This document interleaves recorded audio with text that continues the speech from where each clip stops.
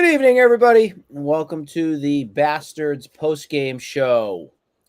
This is not going to be a very positive one for us, so bear with us, brace it, understand it, and if you don't like it, I very much encourage you to just turn this off right now and just run away and go to bed, because we're going to break this down in layman's terms and simplify things as best we can tonight. In case you don't know who I am, Mr. Doom and Gloom. No, I'm Nick. It's nice to have you all here.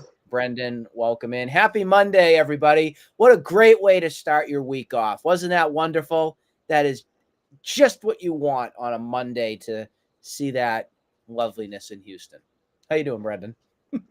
Oh, yeah, Nick. If you couldn't ask for a better way to start this week, how about James Paxton getting shelled again? And then Red Sox stranding 10 runners today. I don't agree with Obi a lot, but it looked like rush hour out there. They could not get any runs to home plate. It looked terrible. This is what this team looks Kevin like. Millar. I blame Kevin Millar because in the first inning, he went out and called, Adam Duvall is so due. A 240 hitter out of nowhere hits a 3-run home run and gives the Red Sox a 3-0 lead. I was feeling pretty good about that. I'm sure you were feeling pretty good about that too. Thanks, Uncle Kevin. And then after that, all hell broke loose.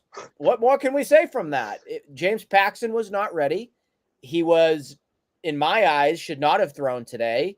It was a start where you were trying to bank on him on 4 days rest.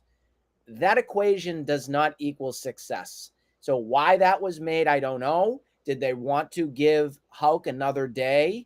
Maybe. Did they just not want to go with an opener? I can understand that.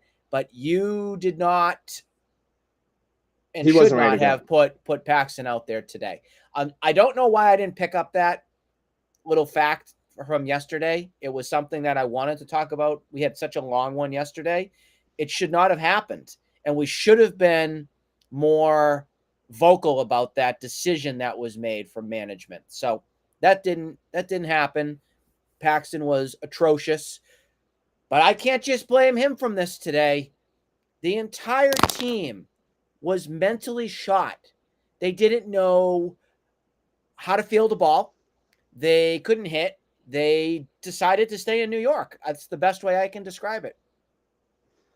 Yeah, Nick, definitely. I mean, you're looking at multiple errors again in this game, giving up about 3 to 4 extra outs to a Houston team that you can't give a single one to.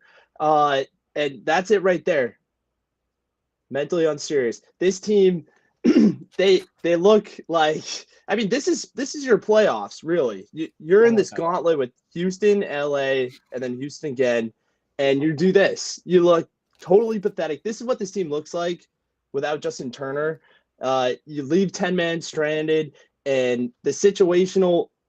People make fun of me for talking about fundamentals. This team lacks them. It looks terrible at times, and this is what it looks like. Complete disgrace, really. It was bad.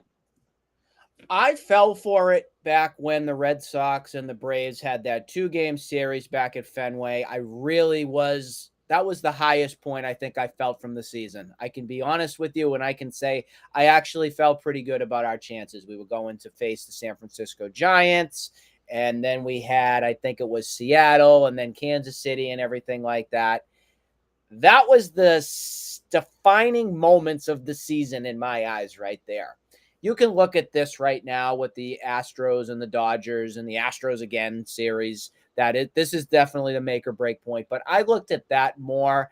And when you didn't take care of business against the Giants and you let a series go away and washed away from Seattle right at the trade deadline, that did it in pretty much for me. So I wasn't falling for this series from New York. I wasn't. The Yankees are just not a good baseball team. Yes, the Red Sox are just a bit better than what the Yankees are. But when you're up against a Houston team like this, I mean, that's a wagon. That's a team that's always in playoff contention. They aren't a pretender. And under Chaim Bloom, the best way you can describe the Chaim Bloom era for the Boston Red Sox is they are a pretender. Definitely. Let's be real here. 2021 happened because you took care of business against the Nationals, and the Blue Jays just pissed it away. They did. I was petrified in 2021, the Blue Jays. Petrified. I wanted nothing to do with them if it was going to be a wild card team. You got lucky. Let's put it right on deck right there. You got lucky. I'll take it. Much like we talk about, Brendan and I, and even when Terry's on the show and stuff like that, I want the Red Sox to win. I'm sick and tired of people saying, oh, you're negative, you're this, you're that. I am very passionate about the Red Sox. And when they don't play up to a certain standard that I have grown up with, and yes, I can say that, yeah, I'm a spoiled, rotten Boston Red Sox fan, 100%. Ever since I was 13, 14 years old, we've got 2004, 2007, 2013, 2018. That's a lot. I get it. But when you're in Boston and you see championships left and right from your Patriots, your Celtics, your Bruins, this is title town. When you play under that caliber style of play, we know what the premier is.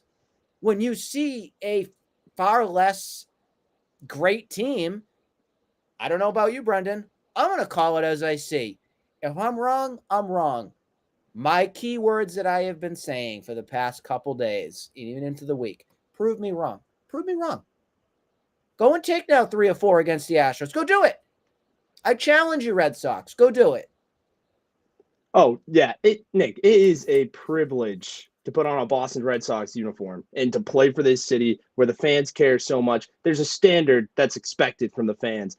And Chaim Bloom has tried to sell everybody on this, on bridge year after bridge year of wait for it to come. But once they come, you got to wait for them to get ready. This was a must win for me in this series because I look at tomorrow with Verlander and Houck's making his first start after his whole rehab assignment. I don't believe he's going to do well against Altuve. No, I'm rubbing off on you. I'm rubbing off on all Brendan. These guys. This was a must win today, and they put up a complete egg. And I mean, you see Raffy overthrow, and then they have a situation multiple times, but the last one, ahead in the count, 3-1 in the 8th inning. Ball 4 is coming to him, swings at it, turns 2, and that's the end of the inning. And that's when I knew, yep, all right, he's checked out. They got Verlander tomorrow. They're going to get railed. Get ready. I think it was the 5th inning. It was a ball down the right field side. It was a 3-2 count. It looked like it had a chance to go, and it didn't. And then he steps right back in the box and swings right out of his shoes, heads right back into the dugout. The title of this show here is Raffy Devers Goes Missing, and I think it's rightfully so. He left himself in New York. I've been on X, excuse me. I almost said that T word. We don't say that around here, the X. And I've been going back and forth with some people, having some casual interactions from stuff. I don't hate Raffy Devers. I like the player. That's your superstar guy. We have a standard. You got to lead up to that standard, and you got to be doing the best you can to lead by example. He's over-aggressive, and he's mentally out of it most of the time. And that's a concern for me. It is. He is never mentally, at least in my eyes from what I've seen, in it 1,000% for 9 innings of play. He's got flashes, but then he'll revert back to, oh, well, a ball goes through my legs. Oh, I'm going to overthrow it. Oh, I'm going to bounce a ball to first base, and Casas or Turner will dig it out. We can't see that anymore. Last thing before we wrap up, actually 2 things. I am going with Verlander also for tomorrow. I'm calling it 4 games. Like I said, I think the Astros are going to sweep them. It's going to be embarrassing. Alex Bregman or Raffy Devers, Brendan? Who would you want on your team? It's hard. I hate Bregman. I do. I hate him so much. You'd hate him. Man, you hate him because he's not on your team. But if he was on your team, you'd love him. It's the same comparison that you'd get like a Brad Marchand type for the Bruins. Yeah. Who would you go with? I might lean Bregman. You know what's surprising? You want to know something surprising? I say Devers. I go Devers. Yeah, you go Devers. I go Devers. And I'm just doing that as a casual to keep the conversation going. But I'm Team Devers. You're Team Bregman. I'm surprised on that one. We'll talk more tomorrow. Yeah. We'll see what happens. We don't want any more doomsday.